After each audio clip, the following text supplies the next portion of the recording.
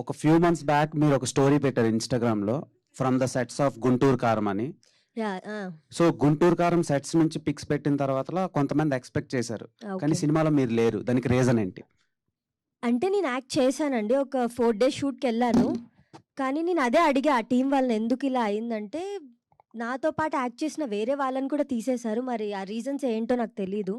So సరే సినిమాలో ఇలా అవుతూ ఉంటాయి కదా అని చెప్పి నేను ఫీల్ అయ్యాను బాగా. ఇంకేం చేస్తామండి, ఏం అనలేంగా.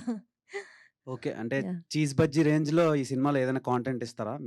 మీమ్ టెంప్లెట్స్ కి అలా? ఎందుకు బజ్జీ అంత అంత ఇష్టమా మీకు? బజ్జీ అంటే అంటే అబ్బాయిలందరికీ బజ్జీలు అంటే ఇష్టం. సినిమా అంత బాగుంటుంది, ఒక్క సీన్ అని కాదు, మొత్తం కంటెంట్ అంతా చాలా సినిమాలో బాగుంటుంది. ఎంతవరకు ఉండాలో అంతవరకు ఉంటుంది. Okay okay. లక్ష్మణ్ వర్మ గారు చెప్పండి సార్.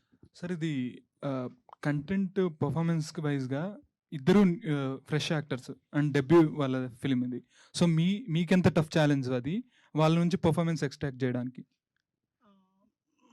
నాకు అంత కష్టమేమి అనిపించలేదండి. వాళ్ళంతా ఆల్రెడీ వాళ్ళు చేసిన వాళ్ళే.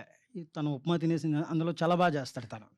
సో ఇవన్నీ కుషిత కూడా నాకు కావాల్సిన కుషితలో ఏంటంటే యాక్టింగ్ కన్నా ఒక డాక్టర్ క్యారెక్టర్. తను డాక్టర్ ఆ స్కిన్ టోన్ ఉండడం వల్ల నేను తను తీసుకోవాల్సి వచ్చింది. సో అంతే తప్ప అందులో ఆ పెర్ఫార్మెన్స్ ఆటోమేటిక్గా వచ్చేస్తుందండి.